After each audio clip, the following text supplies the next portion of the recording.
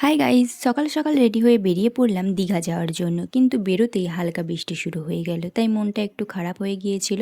তাও বৃষ্টির মধ্যেই বেরিয়ে পড়লাম। ট্রেনে উঠে কিছুটা যাওয়ার পরেই দেখি বৃষ্টি থেমে সুন্দর রোদ উঠেছে। তারপর তো মনটা অনেকটাই ভালো হয়ে গেল। এই খুশিতে একটা ছোট্ট স্ন্যাক খেয়ে নিলাম। তারপর স্টেশনে নেমে আমরা সোজা হোটেলে চলে গেলাম। কিছুক্ষণ রেস্ট নিয়ে তারপর বেরিয়ে পড়লাম সমুদ্রে স্নান করতে। আর ওখানে গিয়ে দেখি প্রচুর ভিড়। স্নান করতে নামার আগে ফোনটা হাতে নিয়ে একটু ভিডিও বানিয়ে নিলাম, কারণ জানতাম জলে নামলে আর ফোন নেওয়া যাবে না। তারপর আর কোনো ভিডিও করা হয়নি। স্নান শেষে রুমে ফিরে ফ্রেশ হয়ে খাওয়া দাওয়া করে একটু রেস্ট নিয়ে বিকেলের দিকে আবার চলে গেলাম সমুদ্রের ধারে।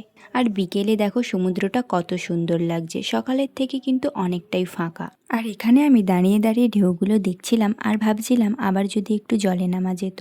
আর দেখো ভাবতে ভাবতে আমরা আবার জলে নেমে পড়লাম। সত্যি বলতে সমুদ্রটা সকালের থেকে অনেক সুন্দর লাগছে। খুব ভেতরে যাইনি, শুধু জলের ধারে দাঁড়িয়ে ঢেউগুলো ফিল করছিলাম। আমার কিন্তু ভেজার একদমই ইচ্ছে ছিল না, বাট হঠাৎ একটা ঢেউ এসে পুরো ভিজিয়ে দিল।